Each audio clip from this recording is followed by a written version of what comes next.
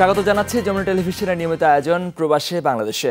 বিশ্বের বিভিন্ন প্রান্তে থাকা প্রবাসীদের খবরাখবর নিয়ে আপনাদের সাথে আছি আমি মহিউদ্দিন মধু।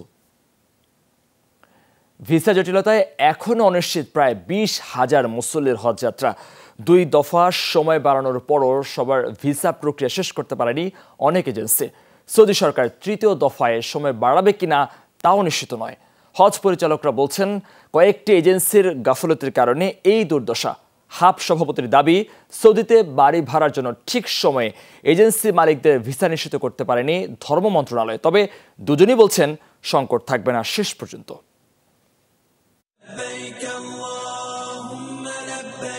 চাঁদ দেখা সাপেক্ষে আগামী 16 জুন পবিত্র হজ অনুষ্ঠিত হওয়ার কথা। 9 মে থেকে হজ ফ্লাইট শুরু করেছে বাংলাদেশ। আশকোনা হজ ক্যাম্পে মুসল্লিদের কোনো ভোগান্তি নেই। প্রথম দিকে নেই শিডিউল বিপর্যয়ের ঘটনা, কিন্তু জটিলতা দেখা দিয়েছে ভিসা পাওয়া নিয়ে। এখন পর্যন্ত ভিসা হয়নি প্রায় 20,000-এরও বেশি নন ব্যালটি যাত্রীর। ধর্ম মন্ত্রণালয় এবং হাবের যে তথ্য তাতে দেখা যাচ্ছে প্রায় 4 মাস, অর্থাৎ বেশ আগেভাগেই এবার হজ কার্যক্রম শুরু হয়েছে। সে অনুপাতে টাকাও জমা দিয়েছেন মুসল্লিরা। এর বাইরে 2 দফা ভিসা প্রদানের মেয়াদ বাড়িয়েছে সৌদি সরকার। তারপরও কেন এত মুসল্লির ভিসা প্রক্রিয়া সম্পন্ন করা যায়নি? এটি কি আমাদের এজেন্সি মালিকদের গাফিলতি, নাকি জটিলতা আছে সৌদি সরকারের পক্ষ থেকে? সৌদি হন্ডে কোনো জটিলতা নাই, বরং আমাদের যারা বিশেষ করে এজেন্সি সমূহ তারা যদি প্রোঅ্যাক্টিভ হয় তাহলে কিন্তু এটা আজকের মধ্যে এটা সম্পন্ন করা সম্ভব। অনলাইনে তারা যদি আজকে তারা এগুলো কমপ্লিট করে ফেলে, অনলাইনে অ্যাপ্লাই করাটা, তাহলে কিন্তু ভিসা লজমেন্ট হয়ে গেলে কিন্তু তারা টেনশন ফ্রি। তবে একতরফা দায় নিতে চান না এজেন্সি মালিকদের সংগঠন হাব। তাদের দাবি জটিলতা আছে অন্যখানে। এজেন্সির মালিকদের গাফিলতি নাই এখানে। বিষয় হলো বাড়ি ভাড়া করতে যাওয়ার প্রক্রিয়ার যে ভিসা, সেই ভিসা কিন্তু এবছর পাওয়া যায়নি, যার কারণে এটা হয়েছে। আর সৌদি আন্ডেও সমস্যা তো বিভিন্ন সময় থাকেই। বিভিন্ন সময় আপনার সিস্টেম ডাউন থাকে। তারপর এর আগে আমাদের প্রাইস বেশি দেখাচ্ছিল ভিসার, সেটাও আবার ওনাদের সাথে কথা বলে আমরা সেটা ঠিক করেছি। তবে ধর্ম মন্ত্রণালয় ও হাব বলছে শেষ পর্যন্ত থাকবে না ভিসা জটিলতা, নিশ্চিত হবে নিবন্ধিত সব মুসল্লির হজ যাত্রা। এটা তো অবশ্যই আমরা একটা জটিলতার মধ্যে থাকলামই, কিন্তু আমি দৃঢ়ভাবে বিশ্বাস করি এর মধ্যে আজকে দিনের মধ্যে আমরা সব ভিসা করে ফেলতে পারবো এবং হজ যাত্রীদের গমন এবং ভিসা নিয়ে আমাদের কোনো শঙ্কা থাকবে না বলেই আমি মনে করি। যেসব এজেন্সি গাফলতি করছে বা করবে অথবা কোনোভাবে যদি হজযাত্রীদের কোনো কষ্ট দিয়ে থাকে, সেটা কিন্তু ধর্ম মন্ত্রণালয় থেকে স্টার্ন অ্যাকশন নেওয়া হবে। তবে কয়েক বছর আগের মতো আশকোনার হজ ক্যাম্পে যাত্রী ভোগান্তি নেই, প্রতারণার অভিযোগও নেই মুসল্লিদের। যে আমাকে সৃষ্টি করছে তার কাছে যাইতেছি, এর লিগে আমার খুব আনন্দ লাগতেছে। ওখানে লাভবাহিক আল্লাহুম্মা লাভবাহিক বলে আল্লাহর কাছে আমরা হাজিরা দেব। আল্লাহ হয়তোবা আমাদের এই উসিলায় জীবনের সমস্ত গুনাহ মাফ করে দিতে পারে। এবার সহায়ক দলের বাইরে হজে যেতে নিবন্ধন করেছেন 83,311 জন। তার মধ্যে সরকারি ব্যবস্থাপনায় 4,416, বাকিরা যাবেন বেসরকারি ব্যবস্থাপনায়। শরীফুল ইসলাম খান, যমুনা নিউজ, ঢাকা। প্রবাসীর ডলার দেশে আনতে সরকারি প্রণোদনার পাশাপাশি ব্যাংকগুলোর নিজস্ব উদ্যোগে বাড়তি 2.5% অর্থ দিয়ে আসছিল। ডলারের দাম নির্ধারণে নতুন পদ্ধতি চালু হয় নিজেদের দেওয়া প্রণোদনা বন্ধ করে দিয়েছে ব্যাংকগুলো। প্রবাসী আয় বর্তমানে প্রতি ডলারে 120 টাকা পাওয়া যাচ্ছে। ব্যাংকগুলো বাড়তি প্রণোদনা অব্যাহত রাখলে ডলার 123 টাকায় উঠত। বাংলাদেশ ব্যাংক বৃহস্পতিবার ডলারের বিনিময় হার নির্ধারণে ক্রলিং পেগ পদ্ধতি চালুর ঘোষণা দেয়। এতে ডলারের মধ্যবর্তী দর নির্ধারণ করা হয়েছে 117 টাকা। আগে ডলারের আনুষ্ঠানিক দাম ছিল 110 টাকা। এখন বিদেশি এক্সচেঞ্জ প্রতিষ্ঠানগুলো প্রবাসী আয়ের ডলারের দাম 117 থেকে 117 টাকা 50 পয়সার মধ্যে স্থির করেছে। এর সঙ্গে সরকারের 2.5% পাশাপাশি ব্যাংকের সমপরিমাণ প্রণোদনা যুক্ত করলে ডলারের দাম হতো 123 টাকা। ব্যাংকগুলো বলছে নতুন পদ্ধতি চালু হওয়ার পর প্রণোদনা দেওয়া বন্ধ করা হয়েছে, কারণ সরকারের প্রণোদনা পেলেই ডলারের দাম 120 টাকার কাছাকাছি হয়ে যায়। গত এপ্রিল মাসে দেশে 204 কোটি 30 লাখ ডলার প্রবাসী আয় আসে। প্রবাসীরা বলছেন এতে করে হুন্ডির তৎপরতা আরও বাড়তে পারে।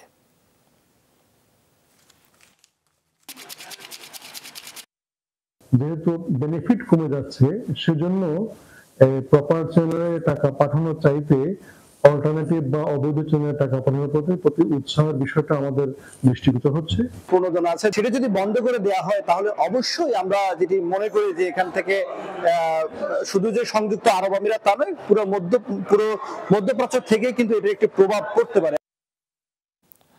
বাংলাদেশের কৃষিক্ষেত্রে আরও সহায়তা দেওয়ার প্রতিশ্রুতি দিয়েছে বিশ্বব্যাংক ও জাতিসংঘের খাদ্য ও কৃষি সংস্থা। নেদারল্যান্ডসের হেগ শহরে বাংলাদেশে কৃষি খাতের বর্তমান ও ভবিষ্যৎ নিয়ে গোলটেবিল আলোচনায় এইসব প্রতিশ্রুতি দেওয়া হয়।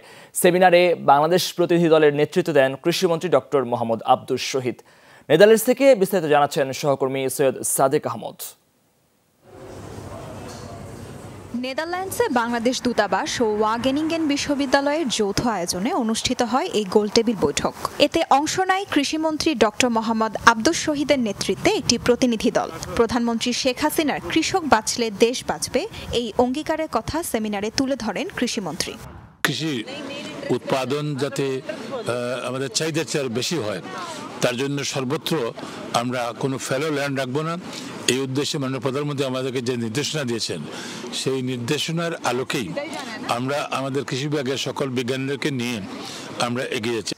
নেদারল্যান্ডসে বাংলাদেশের রাষ্ট্রদূত এম রিয়াজ হামিদুল্লাহর সঞ্চালনায় বিশ্বের বিভিন্ন প্রান্ত থেকে 230 জনের বেশি বিশেষজ্ঞ ও গবেষক এই আলোচনায় অংশ নেয়। দেশের কৃষিখাত নিয়ে সরকারের পরিকল্পনা তুলে ধরেন কৃষি সচিব ওয়াহিদা আক্তার। বাংলাদেশে কৃষিখাতের সহায়তা বাড়ানোর প্রতিশ্রুতি দেন বৈঠকে অংশ নেওয়া জাতিসংঘের খাদ্য ও কৃষি সংস্থা ও বিশ্বব্যাংকের প্রতিনিধিরা। বাংলাদেশের কৃষিখাতকে ঝুঁকিমুক্ত, স্থিতিশীল ও লাভজনক করতে প্রান্তিক কৃষকদের উন্নয়নে জোর দেওয়ার তাগিদ দেন বক্তারা। তাজরিয়ান সোভান, যমুনা নিউজ। উচ্চ ঋণ ও শোষণের শিকার মালয়েশিয়াগামী 96% বাংলাদেশি শ্রমিক। নিয়োগের ফি পরিশোধ করতে নিতে হয়েছে কমপক্ষে একটি ঋণ, কেউ কেউ নিয়েছে একাধিক ঋণও। Fostering fee accountability and cost tracking এর প্রতিবেদনে উঠে এসেছে এমন তথ্য। প্রতিবেদন প্রকাশে কাজ করছে ভেরিটি, শোভা কনসালটেন্স, বোমসা এবং ওয়ার্ভে ডিএফ নামের 4টি সংস্থা। গবেষণার ফলাফলে দেখা যায় 73% কর্মী মাসিক বেতনের 50 থেকে 100% ঋণ পরিশোধে ব্যয় করে থাকে। গবেষণায় অংশ নেওয়া বেশিরভাগ শ্রমিকদের অভিযোগ, বেশি মজুরির কথা বলে তাদের মালয়েশিয়ায় নিয়ে কম বেতন দেওয়া হয়। এছাড়াও আশঙ্কা, মালয়েশিয়ায় আবার সরকারি নিয়োগ বন্ধ হলে সমুদ্রপথে মানব পাচারের ঘটনা উল্লেখযোগ্য হারে বেড়ে যাবে। ইতালির বহুল আলোচিত মনফালকন শহরে মসজিদ বন্ধ সহ বিভিন্ন ইস্যুতে আলোচনা সভা অনুষ্ঠিত হয়েছে।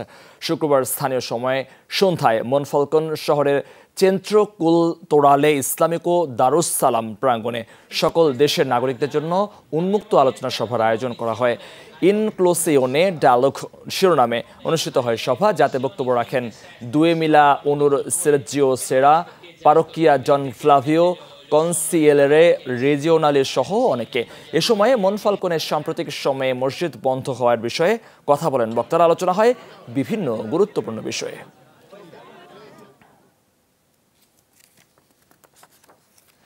বাহরাইনে বৃহত্তর নোয়াখালী সোসাইটির নবগঠিত কমিটির পরিচিতি উপলক্ষে আলোচনা সভা ও দোয়া মাহফিল অনুষ্ঠিত হয়েছে। শুক্রবার স্থানীয় সময় রাতে বাংলাদেশ বিজনেস ফোরামের হল রুমে আলোচনা সভা ও দোয়া মাহফিলের আয়োজন করা হয়। নবগঠিত কমিটির সভাপতি পদে নিযুক্ত হন আবুল কালাম আজাদ, সাধারণ সম্পাদক নির্বাচিত হন শহীদ হোসেন। সভায় প্রধান অতিথি হিসেবে ছিলেন বাংলাদেশ বিজনেস ফোরাম বাহরাইনের সভাপতি আইনুল হক। বিশেষ অতিথি ছিলেন সংগঠনের প্রধান উপদেষ্টা হুমায়ুন কবির। অনুষ্ঠানটির সভাপতিত্ব করেন আবুল কালাম আজাদ, পরিচালনা করেন মাজহারুল ইসলাম বাবু এবং মোহাম্মদ সাজ্জাদ। আর উপস্থিত ছিলেন মোহাম্মদ জসিমউদ্দিন, শেখ আমজাদ, নূর ইসলাম, কামাল উদ্দিন আহমেদ, আল মারুফ সহ বৃহত্তর নোয়াখালী সোসাইটির নবনির্বাচিত নেতারা।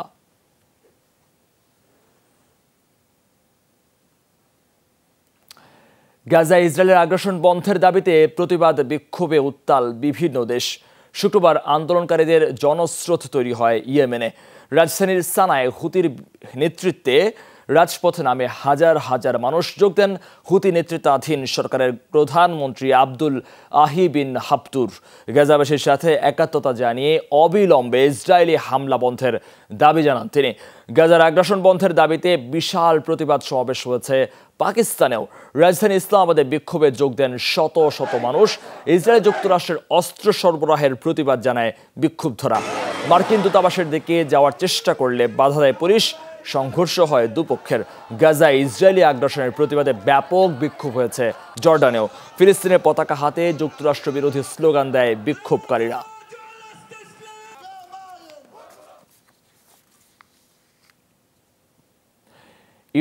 ইউরোপের আকাশে দেখা গেল মেরুপ্রভার অপরূপ সৌন্দর্য। কয়েক ঘন্টা ধরে চলে রং বেরঙের আলোর খেলা। জার্মানি, সুইজারল্যান্ড, সুইডেন, ব্রিটেনে রাতের আকাশে ধরা পড়ে গোলাপি, সবুজ, নীলসহ বর্ণিল আলোকছটা।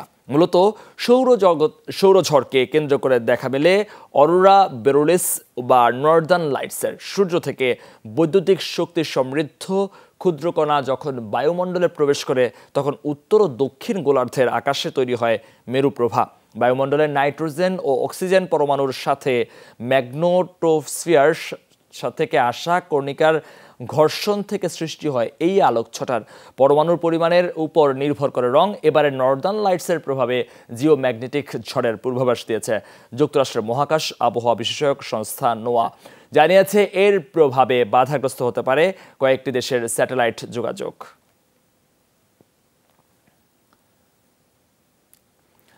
রাজনীতিতে পরিত্যক্ত নেতাদের ব্যাঙের মতো আওয়াজ বড় বলে মন্তব্য করেছেন পররাষ্ট্রমন্ত্রী ডক্টর হাসান মাহমুদ। চট্টগ্রামের রেড ক্রিসেন্ট সোসাইটির আলোচনা সভায় তিনি বলেন, সরকার বিরোধী আন্দোলনের নামে বিএনপি ও মিত্র দলগুলোর কর্মকাণ্ডের সমালোচনা করেন।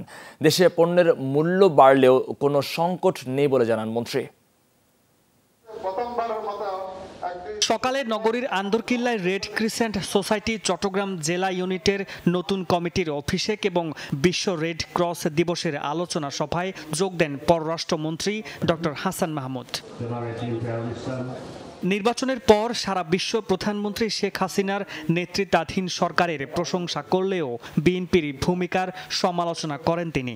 আমাদের দেশে যদি politics of denial and politics of confrontation এই দুটি যদি না থাকতো তাহলে আমাদের দেশ আরো বহু দূরে এগিয়ে যেতে পারত।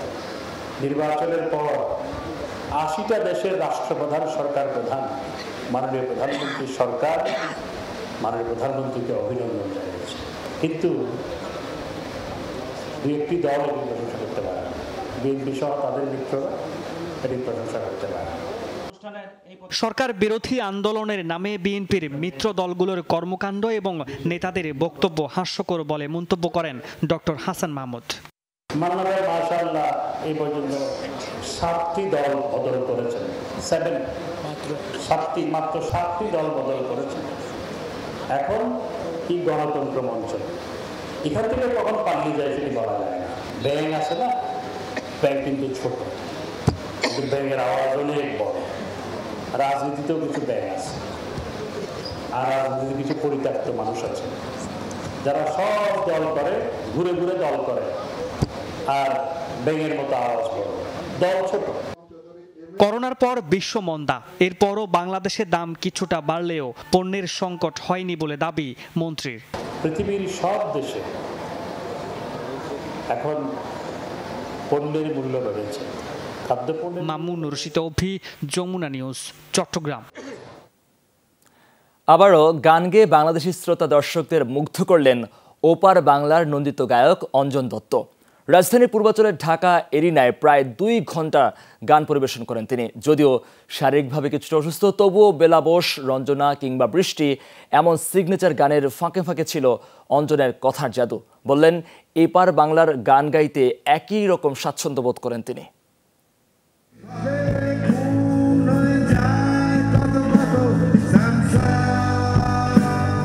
আবারও ঢাকায় অঞ্জন। শরীর যদিও ভালো নয়, তবু এসেছেন ভক্তদের টানে। সেই ভক্তের ঢলে তখন ঢাকা এরিনা কানায় কানায় পূর্ণ। ছেলে বুড়ো শিশু সবাই মন্ত্রমুগ্ধ। আমার সব থেকে বড় গর্ব হচ্ছে যে এই ছবিটা আমার ইচ্ছে মতো একই দিনে একই সময় বাংলাদেশে এবং ভারতবর্ষে দেখা যাচ্ছে।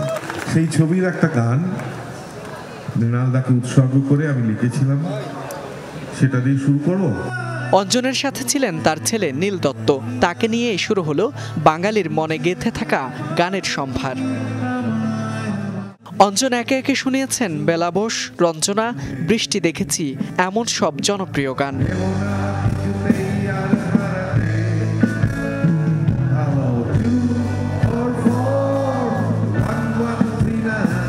কনসার্টে এসে মুগ্ধ হয়েছেন দর্শক শ্রোতারা। কে ছিল না সেখানে? সেলিব্রিটি থেকে সোশ্যাল ইনফ্লুয়েন্সার, টিনেজার থেকে প্রবীণ, সবাই বলছেন অঞ্জন অনন্য। সবই পছন্দ, অভিনেতা অঞ্জন দত্ত খুব পছন্দ, ওনার মহাপৃথিবী অনেক কাজই পছন্দ, ওনার অভিনয় খুব পছন্দ, ওনার অনেক গানই ভালো লাগে, অনেক কথা অনেক সুন্দর, অনেক সুরেলা, অনেক সুন্দর। আমি যতদূর জানি অঞ্জন দত্ত নিজের নির্মাণ বা অভিনয়ের জায়গাটা বেশি পছন্দ করেন তার গানের জায়গা থেকেও, কিন্তু আমরা তো অঞ্জন দত্তকে গান থেকেই চিনি। আমার সবটাই ভালো লাগে, তার শিল্পী সত্তা পুরোটাই ভালো লাগে, সেটা যেটাই হোক। এমন ভালোবাসার প্রতিদান আজীবন সুরে সুরে দিয়ে যেতে চান অঞ্জন। ছেলে নীলের সম্পর্কেও দু চারটা কথাও বলেছেন তিনি।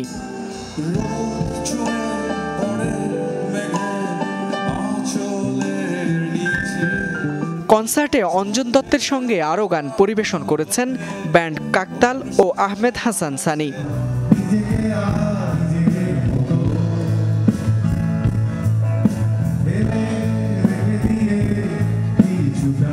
ফয়সাল মাহমুদ, যমুনা নিউজ, ঢাকা। এই ছিল প্রবাসী বাংলাদেশে এতক্ষণ সাথে থাকার জন্য ধন্যবাদ সবাইকে।